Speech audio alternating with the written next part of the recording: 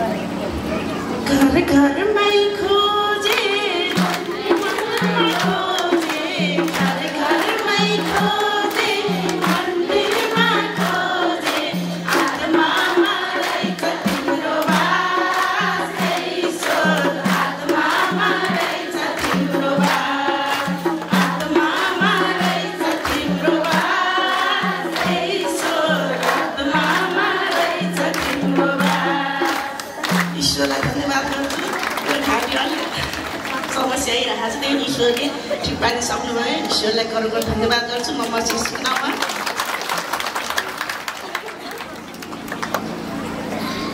पोखरामा रहनुहुने सुशीला म्यामको परिवार, त्यस्तै कपनहाइटमा रहनुहुने सन्तोषी म्यामको परिवारलाई एकैमुष्टमा सुसम्मान व्यक्त गर्न चाहन्छु।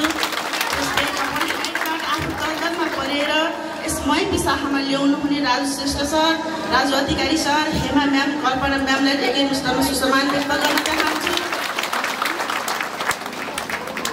त्यस्तै यहाँ सम्पूर्ण उपस्थित रहनुभएका हाम्रो ईश्वरको सन्तानहरूलाई पनि म बसन्तीको श्रेष्ठतर्फबाट सुसम्मान व्यक्त गर्न चाहन्छु। त्यस्तै मलाई सुसमाता सुनाउनु भयो मेरो श्रीमानले, उहाँलाई पनि हृदयदेखि सुसम्मान व्यक्त गर्न चाहन्छु। त्यस्तै मलाई ग्रहण चङ्गाई गराइदिनु भयो राजु श्रेष्ठ सर, हेमा म्याम, उहाँलाई पनि शिर निहुराई नमन गर्न चाहन्छु। ईश्वर चिने मैले आफ्नै कारण र मेरो घर परिवारको कारणले चिने। म पनि हजुरहरू जस्तै समस्यामा दलदलमा थिएँ। जस्तो हामी पहिला सांसारिकमा हुँदाखेरि धेरै पीडा धेरै दुःख सबैमा थियो नि होइन हजुर, त्यस्तै ममा पनि थियो। तर म ईश्वर चिन्न त धेरै नै ढिला गरिया हो होइन, तर मेरो ईश्वर चिन्नु भएको पहिला मेरो श्रीमानले हो, त्यसपछि मैले चिनेँ। त्यसमा अनि ईश्वरलाई करोड धन्यवाद गर्छु। म चिन्नमा त्यस्तै उहाँले ईश्वर चिन्नु भएको 1 महिना भएको रहेछ। मलाई पनि यस्तो ठाउँ जानुपर्छ हिँड भन्नुहुन्थ्यो, तर म वास्ता गर्दिनँ थिएँ, आउँदिनँ थिएँ, मलाई मन लाग्दैन थियो, खालि रिस मात्र उठिरहन्थ्यो। त्यस्तै त हो नि, संसारमा भइसकेपछि हरेक चिजको टेन्सन हुन्छ, हरेक चिजको यातना भइरहेको हुन्छ। हजुरहरूमा त्यस्तै हुन्छ होइन र? त्यस्तै त्यही कारणले अझ अलिक घाँटीमा समस्या छ, माइन्ड नगरिदिनुलाई ईश्वरलाई धन्यवाद गर्छु। म कृष्णमा उहाँलाई चाहिँ एकदम प्रेसरहरू थियो होइन, युरिक एसिड थियो र अब एउटा नेपाली सेनामा जागिरी हुनुहुन्थ्यो। नेपाली सेनामा जागिरी हुनेको रिस कस्तो हुन्छ हजुरलाई थाहा नै छ होला होइन। अनि त्यही त हो नि, अब शङ्का गर्ने, शङ्काले नै लङ्का पिट्छ भन्थ्यो नि होइन। अब त्यस्तै हो नि, झगडा मात्र पर्ने। हुँदा हुँदा उहाँले ईश्वर चिन्नु भएर आउनु भएछ महिमामा, अनि आउनु भएर यस्तो ठाउँमा जानुपर्छ भन्ने। अनि मलाई चाहिँ रिस उठ्ने, हजुर गयो भने चाहिँ म किन जाने, हजुर गयो पुगिहाल्छु नि भन्ने मात्र थिएँ होइन। म 1 महिनासम्म जुट्न आएन, जुटिनँ पनि। अनि त्यसपछि जब उहाँले आएर यहाँ ग्रहणसँग राजु श्रेष्ठ हेमा म्याम घाटबाट गर्नुभएछ, त्यसपछि उहाँलाई पनि प्रेसर युरिक एसिड 1 महिनाबाट चाहिँ जोस औषधि खाने कम गर्नुभयो। त्यसपछि अलिक विश्वास लाग्न लाएर म नि आएर ग्रहण गरेँ होइन। त्यसपछि ग्रहण गरेर आएँ, यस्तै देखेँ कि रमझम रमाइलो देखेँ। ओहो के हो यस्तो माहौल। तर म माथि जोड्थेँ होइन, सानो ठाउँ थियो, तर केही थाहा पाइनँ। मैले त्यहाँ गएँ, के हो अन्धाधुन्ध लास्टतिर बसेको थिएँ, मान्छे मात्र देख्दै के बोले केही भएन कि त्यो त्यतिखेर। त्यही पनि ग्रहणसँग गर भन्नुभयो, गरेर गएँ, बाध्यताले गरेँ कि त्यतिखेर। अनि के भयो भने गएँ, म त अनि घरको चाहिँ रिस उठेँ कि झन् रिस उठ्ने हो नि, छटपट लाग्ने, वाकको लागि त्यस्तो ठाउँमा नि गर हुन्छ नि को। झन् म त बिरामी भएँ भने कि मैले घरमा गएर। अनि त्यसपछि फेरि म जुटिनँ, 1 महिनासम्म जुटिनँ, फेरि झगडा पर्न थालेँ होइन। अनि आफूलाई पनि विश्वास लागेन, आफूलाई खास पाइल्स थियो होइन। पाइल्स भएको कारणले मैले ईश्वर चिनेँ। यसमा नि करोड धन्यवाद गर्छु म ईश्वर चिन्नमा। अनि त्यसपछि 1 महिनापछि चाहिँ अनि त्यस्तै भयो। त्यस्तै हुँदा जाउँ न त भन्ने मनस्थिति आयो कि ममा। सपना देख्न थालेँ राजु श्रेष्ठ हेमा म्यामहरूलाई। ओहो के हो यस्तो भन्ने भयो कि ममा, ओहो जान्छु भन्ने भयो। अनि आएँ, जुटेँ, जुट्दा अनि म जुटेको 1 महिनामा त पाइल्स भन्ने चिज त मसीमा हट भयो। अनि हामी विश्वास गर्ने होइन हजुर। अनि विश्वासमा ईश्वरले त हामीलाई कति दिनुभएको, तर हामीमा विश्वास छैन नि। हामी बाहिर मनले मात्र गरेर हुँदैन, आत्मादेखि गर्नुपर्छ नि त विश्वास भन्ने चिज त। अनि त्यस्तै भयो। अनि त्यस्तो हुँदा मेरो श्रीमानलाई नै हरेक चिन्नु नै हुन्छ होइन, यही हुन्छ, बाहिर जानुभएको छ। उहाँमा औषधि नै छुट्याइदिनु भयो पिता परमेश्वरले युरिक एसिड अनि त्यसपछि प्लस प्रेसर। यसमा पनि पितालाई गौरव धन्यवाद गर्छु म। त्यस्तै अब मलाई ईश्वरले त कति दिनुभएको छ र कति विश्वास भयो भन्ने कुरा त मेरो पनि बाबु एउटा छ होइन। मेरो बाबुमा पनि अब त्यस्तै धेरै नै त्यस्तो ठाउँमा गएर के हुन्छ कस्तो हुन्छ भन्ने भयो मेरो बाबुमा पनि। त्यस्तै अब मम्मी बाबा पनि जान्छस् म पनि जान्छु भने करैले आयो। करैले आउँदाखेरि पनि उसले पछि अनि ग्रहण गर्यो। ग्रहण गरेपछि मेरो बाबुले चाहिँ के मागेछ भनेदेखि मेरो बाबु पनि खेलमा एकदम इन्ट्रेस्ट गर्ने हुन्थ्यो उसले। अनि बाबुले चाहिँ के मागेछ, पिता म यो राष्ट्रिय खेलाडीमा नाम निकाल्न सकौँ भनेर मागेछ होइन। त्यो मागेको 1 महिनाभित्र राष्ट्रिय खेलाडीमा नाम निकाल्न सफल भएको रहेछ है।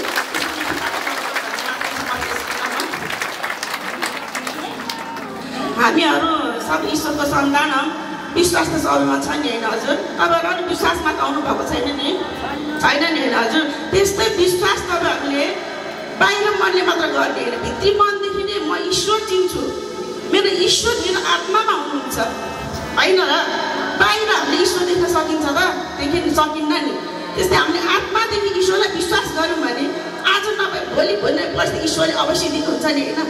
ईश्वरले दिनुभएको आशिषलाई तपाईँहरूले फलभन्दा आशिष मान्नुहोस्। मलाई त्यस्तै ईश्वरसँग मैले कति हुन्थेँ कति कराउँथेँ, मैले कति भौतालेर हिँडेको थिएँ। अहिले सानो दिनु भयो एउटा पसल गर्न दिनुभएको छ।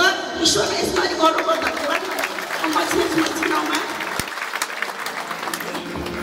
त्यस्तै हजुरहरू पनि एकदम नातिना धैर्य धारणा गरेर बस्नु होला।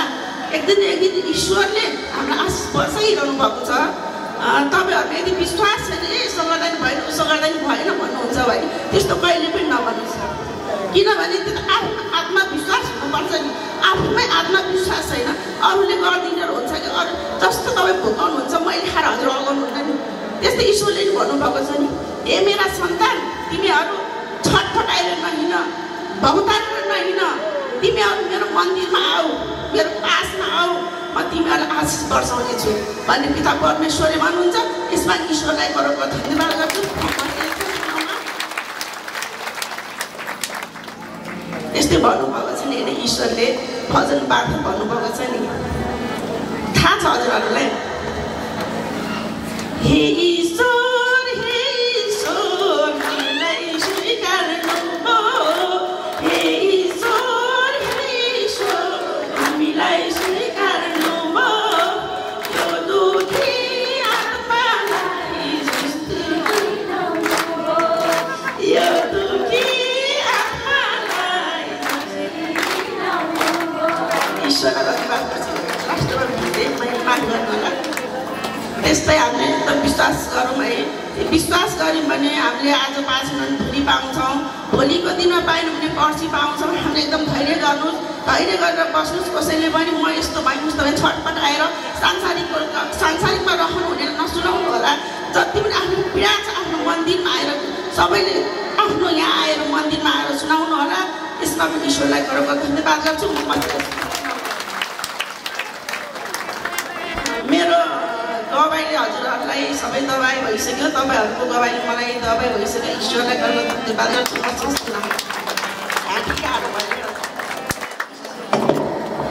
परमेश्वरलाई करोडौँ धन्यवाद गर्छु म यीशुको नाममा। उहाँको घाँटीले थोरै समस्या दियो तर पनि केही छैन। परमेश्वरको आत्माद्वारा उहाँको घाँटीमा जति पनि समस्या लागेको छ नि यीशु मसीहमा हात भएर परमेश्वरले अहिले नै ठिक पारिसक्नु भयो भन्दै अबको समय भएको छ। फेरि गवाई वचनको निमित्त हामी सम्पूर्णको अग्रज आमा हुनुहुन्छ हाम्रो सीता आमा म्यामज्यूबाट गवाई वचन हुन गइरहेको छ। उहाँलाई यस स्टेजमा आएर परमेश्वरको आत्माले उहाँको गवाई परमेश्वरले उहाँको जीवनमा गर्नुभएको गवाई वचन भनिदिनुको लागि अनुरोध गर्दै पिता परमेश्वरलाई धन्यवाद गर्छु म यीशुको नाममा।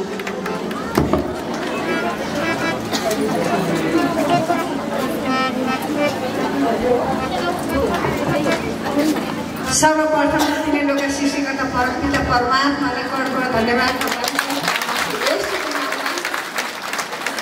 यसै गरी हाम्रा सत्यको ईश्वर हुनुहुन्छ भनेर नेपालमा ल्याएर हामी सम्पूर्णको घर परिवारमा अहिले आनन्द दिलाउनु नि हाम्रा पोखराका सर्वमेमहरूलाई पनि सम्मानका साथ परमात्माको आशीर्वाद परिरोस् भन्न चाहन्छु।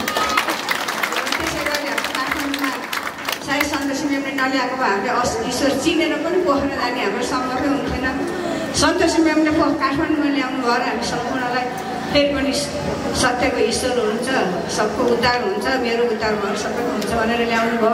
उहाँका परिवारहरूलाई पनि फेरि करोड ईश्वर क्षमा सम्मानका साथ परमात्माको आशीर्वाद परिरहोस् भन्न चाहन्छु। र यसै गरी ईश्वर चिनेर पनि अझै हामी त्यही कपन पनि हामी सायद हाम्रो आफ्नो समस्याहरू घर व्यवहारको समस्याहरू त्यही चिनेर पनि हामी कपनमा जानु पनि हामीलाई सायद बिस्तारै छिटो गयो। हामी हप्ताको एक दिन या महिनाको एक दिन जान्थ्यौँ होला। हामी दिनौँ यहाँ जुनसम्म हप्ताको 2 दिन छिटो चिनेर त हामीले अझै पितालाई चिनेर बुझ्न सकेका छैनौँ भने त्यहाँ हप्ताको एक दिन गएर हामी किन बुझ्थ्यौँ होला र यसको लागि पनि झन् हाम्रो घर आँगनमा ल्याएर हाम्रो दुवै राज सरहरूले ल्याएर हामी यत्रोजनाहरूलाई यति उद्धार दिनुभएको मिलाइदिनु भएको यसको लागि पनि हाम्रो सरमेमहरूलाई पनि फेरि अन्तर आत्मादेखि नै सम्मानको साथ आशीर्वाद चाहन्छु। त्यसै गरी हाम्रो सम्पूर्ण लिडर हाम्रो दिदीबहिनीहरू सबै हाम्रो रगतको नाता भएर नि आत्माको नाता भएर हाम्रो दुःख सुख सम्पूर्ण साटासाट गर्ने सहयोग गर्ने यता सरसल्लाहहरू गर्ने हाम्रो सम्पूर्ण लिडर दिदीबहिनीहरू सरमेम्बर सम्पूर्णमा पनि पिता परमात्माको आशीर्वाद परिरहोस् भन्छु।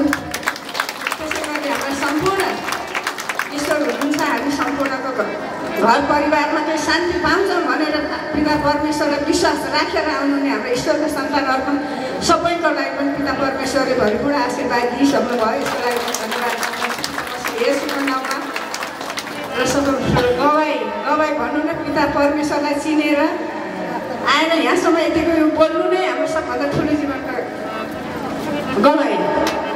र हामी पनि त्यस्तै आफ्नै कारणले जुटेको मलाई शुभ समाचार मेरो बहिनीले सुनाएको हो र म पनि घर परिवारका समस्या, मेरो व्यवहारका समस्या, मेरो शारीरिक समस्याले नै ईश्वर पितालाई चिनेको हुँ र चिनेर मात्र पनि नहुने रहेछ। म चिनेर कपनमा हाम्रो रविन सरबाट गर्न चाहिँ पाएँ र पनि मैले 1 वर्षसम्म चिने सुने। मलाई त्यो ईश्वर चिनेको त्यो मतलब थिएन मेरो शरीरको र व्यवहारको समस्या कसरी ठिक हुन्छ भन्नेमा थियो। त्यसले गर्दा म ईश्वरमा जुटेर पनि 1 वर्षसम्म मैले ईश्वर हुनुहुन्छ भन्थेँ, विश्वास भन्थेँ, तर त्यो मन्दिरमा जाने मलाई त्यो मनै आउँथेन। घरमै व्यवहार काम थियो जस्तो हुन्थ्यो, तर शारीरिक समस्याहरू पनि सबै हस्पिटलमा गएँ, सन्चो भइसक्यो भने अब के ईश्वरमा गरेर के हुन्छ भन्थेँ। म महिमा छ भन्थेँ, अरूलाई जाऊ भन्थेँ, तर म त्यो मन्दिरमा पस्थिनँ। शनिबार आयो अरे बिहान उठेर अङ्खाराएर चौकी लिएर पिपलको बोटलाई जल चढाउन जान्थेँ। त्यो मलाई सायद अब दुष्टले नै त्यो चिनेर पनि मलाई त्यहाँ जाने मन नगराइदिएको होला र बिस्तारै 1 वर्ष पुगेपछि अब म जान्छु भन्ने भयो। गएँ, जाँदा मलाई त्यहाँ गएँ, धेरै भरोसा हुँदै गयो, भजन सुने रुन्थेँ। तर मलाई ईश्वर अब शरीरको समस्या त मेरो बरु ठिक भइसक्यो, मेरो व्यवहार मिलाउनुहोस् भन्थेँ, माग्थेँ। र भन्दा गर्दै हामी त्यसै गर्दा घर परिवार सबै नै हामी ईश्वरको सन्तान भइसकेका थियौँ। र म भन्दा पनि मेरो श्रीमान अझै बढी उत्साहित हुने, जाने भजनमा जहाँ पनि गाउने, जतिखेर पनि महिमा भनेपछि उत्साहित हुने, पोखराहरू शिक्षाहरूमा लिएर शिक्षाहरूमा पनि जाने गर्दै झन् दुष्टले सायद बढी उत्साहित भएपछि ईश्वरमा बढी कामले गरिस् भनेर होला सायद दुष्टले यस्तो हालत ल्यायो, रोग ल्याएर एकैचोटि पैसामा बिरामी बनायो, पिसाबको इन्फेक्सन बनायो, 1 महिनासम्म आइसियुमा राख्ने बनायो। र पनि त्यहाँ सब ठिक भइसक्यो भनेर डक्टरले भन्दाखेरि पनि एउटा उहाँमा चाहिँ सुरमा होस पनि आउँदैन। मान्छेहरू घरमा ज्वरो आउँछ, घरमा ल्याउन सक्ने स्थिति पनि छैन, म घरमै लान्छु भन्दा अब देख्दा कसरी लाने भन्थ्यो डक्टरहरूले। अब कसो गरौँ भन्ने भइसक्यो, मान्छे कतिपटक त छैन, अब बाँध्दैन भनिसक्थ्यो डक्टरहरूले बाहिर आएर। अब सबै समस्या छैन आमा, खै बा त अब खै के हुनुहुन्छ भन्थ्यो। होस हुन्थेन, होस पनि अब सधैँभरि बाको होस आउँदैन है आमा, यस्तै बेसुर्कै हुनुहुन्छ भन्नुहुन्थ्यो। तर मलाई चाहिँ आमा यति पिता परमेश्वर यस्तो डर आत्मा दिनुभएको थियो कि केही हुँदैन ढुक्क भन्थेँ म। किडनी सबै समस्या भइसक्यो, उहाँलाई डायलिसिस गर्नुपर्ने हुन्छ, भेन्टिलेटरमा राख्नुपर्ने हुन्छ, मर्न पनि सक्छ, दाजुभाइ जुटाउनुहोस् भन्नुहुन्थ्यो डक्टरहरूले। तर पनि मैले दाजुभाइलाई त केही पनि भइहाल्यो, केही भयो भने त चाहिन्छ भनेर मैले दाजुभाइलाई खबरसम्म गरेँ। तर म चाहिँ यति ढुक्क थिएँ नि केही हुन्न। मेरो साथमा पिता हुनुहुन्छ, पिताले बचाउनुहुन्छ भने मैले डक्टरलाई पनि म केही हुन्न, डक्टर भोलि ठिक हुन्छ भने सुन्न पाउँछु भन्थे। भोलिपल्ट ठिक भयो, सुधार भयो र किडनी बचायौँ भन्नुभयो डक्टरहरूले। फेरि मुटुको समस्या देख्यो, त्यो पनि त्यसै भन्थे। ठिक भयो, भइसकेपछि पनि 1 महिनासम्म राख्नु पर्ने बनाएपछि भएन। अब के गरौँ, म जबरजस्ती नै घर ल्याउँछु भन्ने थियो। त्यही दिन पिता परमेश्वरले एउटा बाटो देखाउनु चाहिँ हामी राजु श्रेष्ठ सरको आत्मामा सायद ईश्वरले गर्नुभयो। सरलाई हामीले भन्न पनि भ्याएको थिएनौँ, तर सरले आफू फोन गरेर बाको काममा मोबाइल राख्नु, आमा हजुरहरू प्रार्थना गरेर बस्नुहोस्, उहाँलाई मलाई चङ्गाइदिनु भयो। उहाँले सधैँ चङ्गाउँदै त्यो दिनबाट भोलिपल्ट ज्वरोले छोडेर घरमा ल्याउन सक्ने बनाउनु। त्यसै गर्दैपछि फेरि ठिकै थियो, राम्रो हुँदै गएको थियो। अब पछि फेरि यो अहिले यो फागुनको लकडाउनले गर्दा फेरि अब खासै बिरामी छैन भन्थ्यो। डक्टर सल्लाह चाहिँ लिइराखेको थियो, पिता परमेश्वरमा भरोसा भए पनि डक्टर सल्लाह पनि लिइराखेकै थियो। त्यहाँबाट जान पाएन भन्दा फेरि वैशाखमा त्यस्तै समस्या आयो शरीरमा। खासै हामीले अरू त देखेन, झाडा पखाला बिताउनु गएर चढाएर आउने भनेर हस्पिटल लिएर गएको। फेरि पोटासियम बढ्यो, के किडनीलाई असर पारेछ, ल आमा किडनी डायलिसिस गर्नुपर्ने भने डक्टर त्यो पनि त दुष्टले अब हामीलाई खुसी देख्न सकेन, ल्याउँछ बिचमा। र हामी पनि फेरि समस्याहरू गइसक्यो भने पनि हामीले पनि फेरि पिता परमेश्वरलाई बिर्सिन्छौँ। त्यसले गर्दा पनि हाम्रो कमजोरी कारणले नै हाम्रो घरमा हालत ल्याउने हो, रोग ल्याउने, घर झगडा व्यवहार बिग्रिने सम्पूर्ण हाम्रै कमजोरी हो। पिता परमेश्वरलाई नै हामीले बिर्सिने गल्ती गर्छौँ त, आज बिर्सिनु सुख पायौँ, भोलि बिर्सिहाल्छौँ। त्यसले गर्दा पनि सायद ईश्वरले त्यो सम्झनाको लागि मैले बिर्स्यौ मलाई भनेर पनि होला फेरि हालत आयो। त्यसमा पनि एक किसिमले अब आशै विश्वास नगरेको भएर होला, आश मारिसकेको छौँ बिरामी। फेरि डायलिसिस गर्नुपर्ने भयो, तर पनि केही हुन्न भन्ने ठिकै थियो। हुँदै फेरि भदौमा त्यस्तै डायलिसिस गर्दा भदौमा फेरि एकैचोटि डायलिसिस गर्दा सुर बेसुर भएर श्रीमानलाई फेरि होसै नआउने भएर हस्पिटल त्यहीँबाट दौडायो, 2-3 ठाउँ लग्यो। कोरोनाको बेला डक्टरहरूले यहाँ डक्टर छैन भने कोही ठाउँमा बेड छैन भने त्यसो गर्दा माथि मनमा फेरि मुटुको समस्या लग्यो। त्यहाँ पनि मुटुको समस्या छैन आमा, मलाई अब दिमागमा केही डायलिसिस गर्दा पानी सानी चढ्यो, त्यसले होला भन्दै राख्नुपर्छ भन्थ्यो। टिचिङमा मैले राखिनँ। त्यहाँबाट यसो मन आयो, म घरमै राख्छु ठिक हुन्छ भन्ने मनमा आयो। त्यहाँबाट सरहरूलाई पनि भन्न भ्याएको थिएन। पछि हाम्रो साथीहरू बहिनीहरूले कुनै खबर गर्नुभयो चाहिँ सरहरू फेरि जानुभयो। है राति पनि नभने 2 राजी सरहरू जानुभयो। त्यहाँबाट अब घरै लाने भन्नुभयो। उहाँहरू गएर घर लिएर आयौँ। ल्याएको भोलिपल्ट फेरि सुरमा होसमा आउनुभयो। अहिले जेको त्यही होसमा छ, अहिले सब ठिक छ। त्यही बेलामा फेरि सायद हाम्रो अब अर्को नयाँ गवाई थियो होला। त्यो धेरै समस्या थियो, शरीरमा मुटुको समस्या थियो, किडनीको समस्या थियो, निमोनियाको समस्या। त्यस्तो मान्छेहरू फेरि बिचमा कोरोनाको पोजिटिभ देखियो। त्यहाँबाट छोरा पनि आत्यो, बुढा पनि मलाई त म बाँच्दिनँ होला, यस्तो रोग भएको, मलाई घर लैजान्थ्यो। मलाई होइन, त्यो दैनिक पिता परमेश्वरले एउटा गवाईको लागि नै यो हालत ल्याएको, डराउने होइन। आत्मामा विश्वास गरेर पितालाई मान भनेर श्रीमानलाई पनि सम्झाउँथेँ। मैले पनि ढुक्क हुन्थेँ, केही हुँदैन, यो त नयाँ गवाई हो पिता भन्थेँ। हस्पिटल लग्यो, धन खर्च त गर्यो दुष्टले, तर पनि मान्छेलाई त बार मार्न खोजेको थियो दुष्टले त। तर पिता परमेश्वरले कति 20औँ पटक भन्दा पनि अझै बढी होला मरेर पनि बचाइसक्नु भएको छ। पिता परमेश्वरलाई विश्वास गर्नु हामी सम्पूर्ण गाह्रो थियो।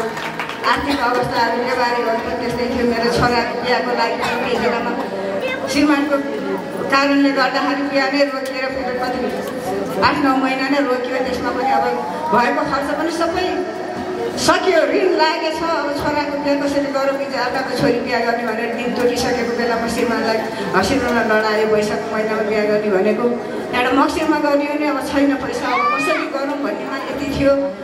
कस्तोसम्म आयो कि अब यो पिता यो बेजेत हुनु, लाज मर्नु हो मलाई त। यो भन्नु त मलाई बरु हाम्रो 3टै परिवारलाई बरु मारिदिनुहोस्, बरु यो लाजबाट त बच्छौँ हामी। मैले अब कहाँबाट अर्काको छोरी ल्याउनु पऱ्यो, इज्जत कसरी राखौँ भन्ने मलाई यति पीडा हुन्थ्यो। राति एक्लै बस्थेँ, तर पिता परमेश्वरले सुन्नुहुनेछ। राति एक्लै आफ्नो आत्मादेखिबाट माग्नुपर्ने छ। राति एक्लै बस्थेँ, अन्य भाषा गर्थेँ, रुन्थेँ। श्रीमानलाई अब रोगीलाई के सुनाउनु भन्थेँ, सबै निदाएको बेलामा एक्लै गएर रुँदै माग्थेँ, तर आत्मादेखिबाट विश्वास गरेर पितालाई माग्यो भने पाइने रहेछ।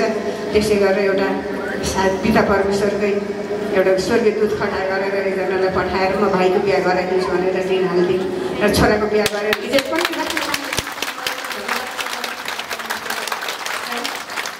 त्यसै गरी हरेक मेरा समस्याहरू थिए। अहिले त ती समस्याहरू पनि बिस्तारै बिस्तारै अब सल्टिँदै गइरहेको छ। माग्नु पर्ने रहेछ, माग्नु पनि जान्नु पर्ने रहेछ। सिस्टर म्यामले भन्नुहुन्थ्यो 10 वर्ष मात्रै परमेश्वर भनेर जुटेर केही पाउँदैन। आफ्नो भित्री आत्मादेखि अन्तर आत्मादेखि विश्वास गरेर माग्यो भने एक दिन जुटेकोले पाउनुलाई पिता परमेश्वर दिनुहुन्छ भने त्यो चाहिँ सही रहेछ। अहिले बल्ल अहिले आएर 5 वर्षमा बल्ल जुटेर धेरै शान्ति छ, शान्ति पाएको छु। यसमा पनि पिता परमेश्वरले खडखड धन्यवाद टक्राउँछु पिता परमेश्वरलाई। भन्नुहुन्थ्यो सरले जहिले पनि जहाँ जानुहुन्छ परमेश्वरलाई नबिर्से, जहाँ गए पनि स्वर्गीय दूत खडा गराएर हिँड्नुहोस् भनेर हिँड्नुहोस्, हर काम हुन्छ भनेको त्यो सही रहेछ। अहिले आएर मैले यति गरेँ, अहिले हरेक बुढा श्रीमानको अझै पनि त्यो डायलिसिस गर्न जान्छु। त्यसमा पनि मलाई पैसा नभएर पैसा तिरेर गइराख्नु पर्थ्यो, कहिले नभएर बाँकी राख्थेँ। कहिले यति मेरा छरछिमेकीहरू दिदीबहिनीहरू यति सहयोग गर्नुभयो। त्यो बेला मेरो खाना पनि के खाने भरे के खुवाउने बिना मेरा कसो गरौँ भन्ने अवस्थासम्म ल्यायो दुष्टले। तर हिम्मत हार्नु हुँदो रहेछ, धैर्य गर, मेरो विश्वास गर, धैर्यमा गर, एक दिन धैर्यताको फल पाइने रहेछ भन्ने कुरा आज पिता परमेश्वरले देखाइदिनु भएको छ। यसको लागि पनि धन्यवाद। अहिले हस्पिटलमा कतिजनाले सरकारी उसमा खोज्दाखेरि फ्री पाएन भन्थ्यो, मैले गएँ महिना दिन 6 महिना लाग्छ भन्थ्यो। तर मलाई निवेदन दिएको 1 हप्तामा मैले वीर हस्पिटलमा फ्री डायलिसिस गर्ने पनि पाएँ। यसमा पनि परमेश्वरले आशीर्वाद हो। यसमा करोडको धन्यवाद गर्छु पिता मसी यसको नाममा लगाएर। यस्ता गवाई भने त सेकेन्डमा कति छन्। मेरा शरीरमा त कति थिए अनगिन्ती रोगहरू थिए। मैले त्यो रोगलाई रोगै भन्थिनँ, त्योभन्दा पनि ठुलो व्यवहारलाई भन्थेँ। त्यो रोग त कतिखेर गयो, माग्नै नपर्ने रहेछ। पिता परमेश्वरले हामीले जब पितामा भरोसा गरेर हामी हिँड्यौँ त हाम्रो शरीरका रोगहरू त हामीले माग्नै नपर्छ, आफै हराउनु रहेछ। हटाइसक्नु भयो पिता परमेश्वरले। सबभन्दा ठुलो विश्वास रहेछ। विश्वास गर, मलाई थोरै धेरै पनि होइन, रायोको दानालाई चाहिँ विश्वास गर र हेर, तिमीलाई मैले पार जति समस्याहरू सबै हटाइदिनेछु भने पिता परमेश्वरलाई फेरि कर्म धन्यवाद टक्राउँछु। सम्पूर्ण उनीहरूलाई मेरो यो पिता परमेश्वरले ठुलो गवाईले दबाई होस् र हजुरहरूको पिता परमेश्वरले दिनुभएको गवाईले पनि मलाई दबाई भइसक्यो। यसको लागि पनि फेरि पनि पिता परमेश्वरलाई कर्म धन्यवाद।